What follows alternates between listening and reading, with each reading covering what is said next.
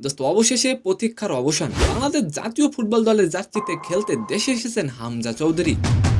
সোমবার 17ই মার্চ সিলেট উসমানী আন্তর্জাতিক বিমানবন্দরে পৌঁছান তিনি। দোস্ত ভারত বাংলাদেশ ফুটবল ম্যাচ নিয়ে এক প্রশ্নের উত্তরে হামজা চৌধুরী যেটা বললেন সেটা শুনলে আপনি অবশ্যই অবাক হয়ে যাবেন।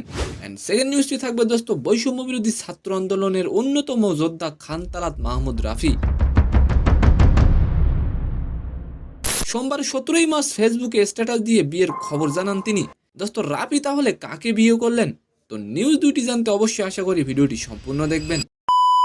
দোস্ত যুক্তরাষ্ট্রে জন্ম নেওয়া হামজা চৌধুরী ইংল্যান্ডের বয়সভিত্তিক দলে খেলছেন। বর্তমানে তিনি খেলছেন প্রিমিয়ার লিগের শেফিল্ড ইউনাইটেডে। দোস্ত গত বছর আন্তর্জাতিক ফুটবলে বাংলাদেশের হয়ে খেলার অনুমোদন পান তিনি। এশিয়ান কাপ বাছাই পর্বে গুরুত্বপূর্ণ ম্যাচে ভারতকে মোকাবিলা করতে দেশে এসেছেন হামজা চৌধুরী। দোস্ত ভারত বাংলাদেশ ফুটবল ম্যাচে কে জিততে পারে বলে আপনার মনে হয় অবশ্যই কমেন্ট করে যাবেন। হামজার আগমনে সিলেট বিমানবন্দর প্রাঙ্গণ ভক্তদের স্লোগানে মুখরিত হয়ে ওঠে। দোস্ত বাংলাদেশে পা রাখার প্রায় 40 মিনিট পর ভিআইপি গেটের সামনে এসে সাংবাদিকদের মুখোমুখি হন হামজা চৌধুরী।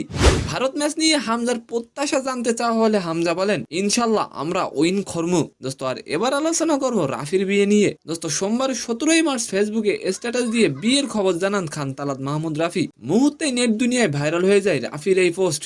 দোস্ত স্ট্যাটাসে রাফি লেখেন আলহামদুলিল্লাহ। দোস্ত জানা যায় স্ত্রীর নাম জান্নাতুল ফেরদাউস মিতু, বাড়ি বরিশাল। তো সম্মানিত দর্শক, আজকের ভিডিওটি কেমন লাগলো অবশ্যই কমেন্ট বক্সে জানাবেন। আর ভিডিওটি যদি ভালো লাগে অবশ্যই একটি লাইক দিয়ে আমাদের চ্যানেলটিকে সাবস্ক্রাইব করে দিবেন। ধন্যবাদ।